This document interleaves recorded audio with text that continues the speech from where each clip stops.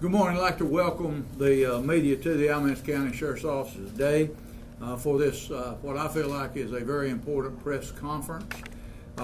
Today I'm announcing the arrest of 9 individuals on 16 felony drug charges, 1 felony continuing criminal enterprise charge, 3 misdemeanor drug paraphernalia charge, and 1 misdemeanor possession of marijuana charge. These individuals were involved in supplying illegal controlled substances to inmates in the North Carolina Department of Corrections system, as well as other individuals on the street. This investigation came about as a result of being contacted by the North Carolina Department of Public Safety Special Operations Intelligence Section in Raleigh on August 6, 2019.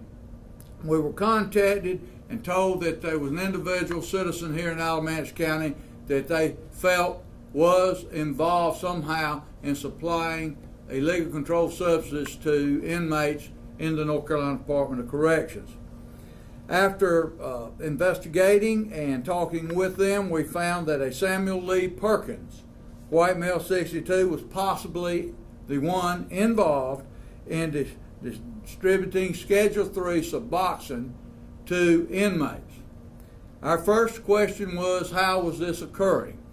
As a result of intense investigation by our Vice Division and interviews conducted, the investigation immediately started on August 6th in conjunction with the North Carolina Department of Public Safety Special Operations Division Intelligence Unit and the North Carolina State Bureau of Investigation.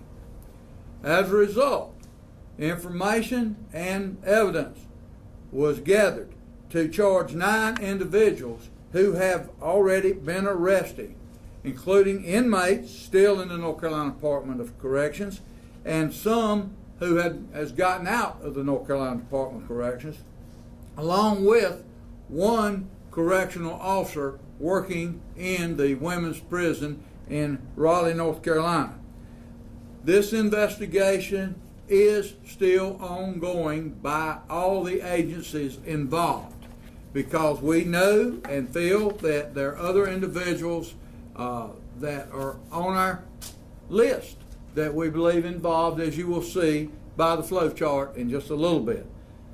This type of criminal activity is a slap in the face to the hard-working correctional officers that are underpaid, that work every day in the system. And we will not allow that to happen. The state will not, the Corrections Department will not, and certainly the SBI and the Alamance County Sheriff's Office. It's not fair to allow individuals, every one of these individuals has a criminal record, and an extensive criminal record, should not be allowed to go into our prison system or our correctional system and be able to get narcotics in to the other inmates. As you all know, just a little over a week ago, there was a trial down in from Pasquotank County where 4 employees were killed. The trial ended, thank goodness, with conviction, and the individual given a death sentence. This is the kind of stuff that our people and the people in the correctional facilities are working to try to fend off. And we're going to do everything in our possible means to see that these serious crimes are not allowed to get back into our prison system and our correctional facilities. And the state of North Carolina and the Department of Public Safety and the SBI is working with us to see that this does not continue. We will not leave a stone unturned in this investigation. It is ongoing as we speak. And I would like to just show you the individuals that have been arrested. Ms. Zimmerman is the correctional officer that has been charged. And you will have a list that you were given.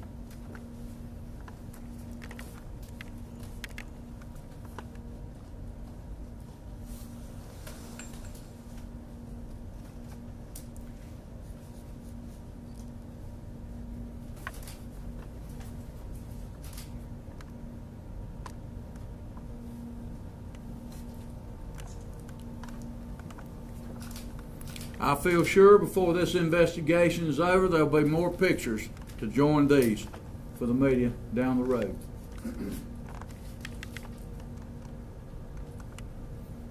With that in mind, would you like to say anything? Greg? Sure.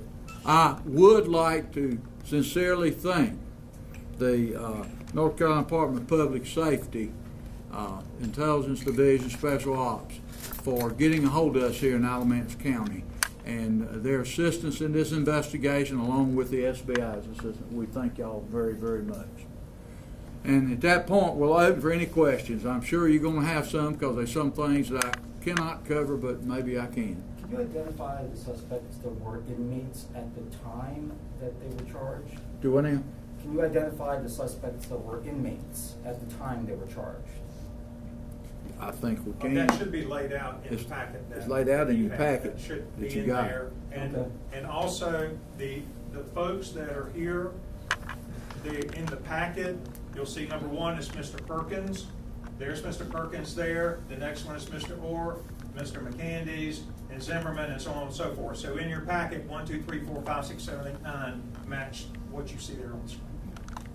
Sheriff Johnson, is the only correctional facility where you found the stuff the women's prison in Raleigh, or is it other prisons in the area? I think inmates were in other prison systems that was involved in the enterprise, continuing criminal enterprise.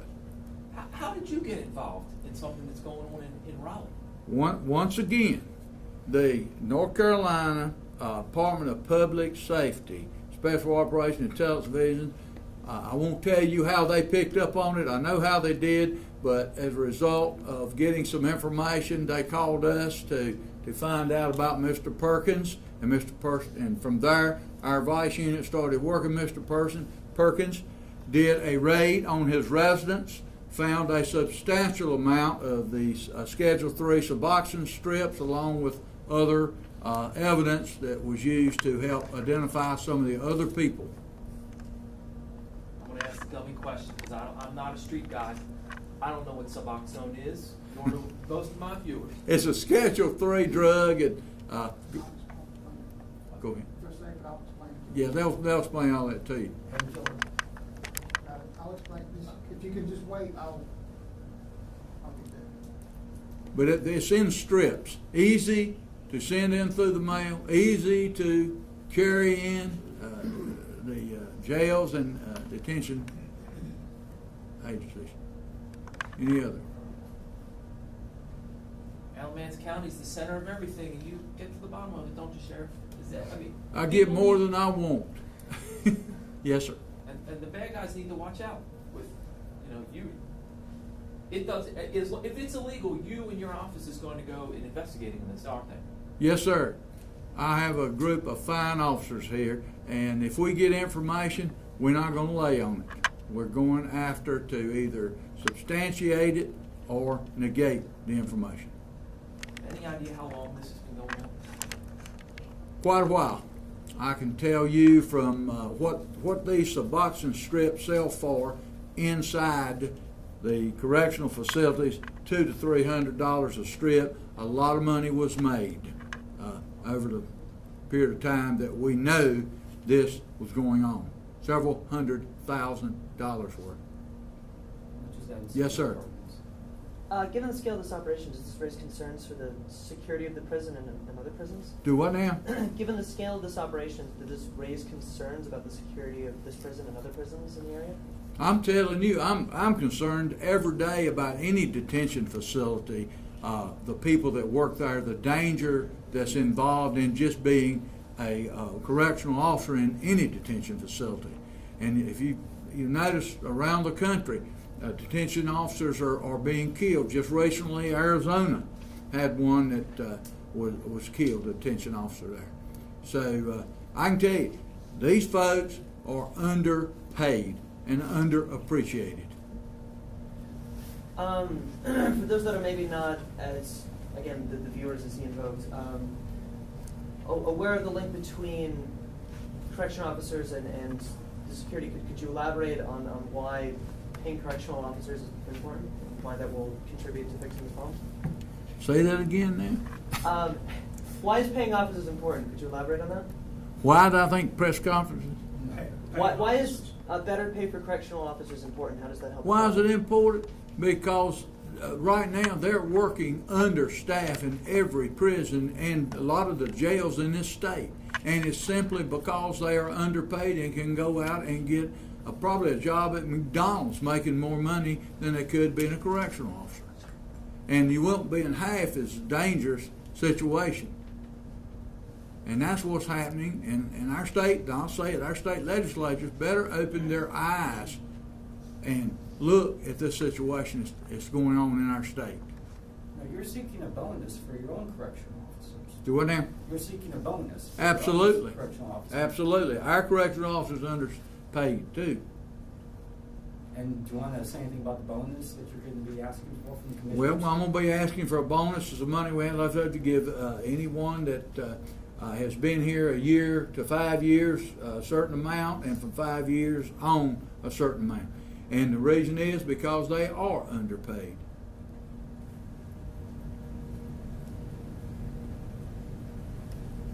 Yes, sir. Were there any overdoses or related injuries or injuries related to these drugs in the correctional system? We don't know at this point. I don't think so, but we don't know. We could have possibly responded to an overdose that we have no idea that individuals may be dealing with any of these people. We don't know. Do you have any estimations as to the scale of how much Suboxone made it into the correctional system before you guys clamped down on this? A lot. That's all I can say is a lot.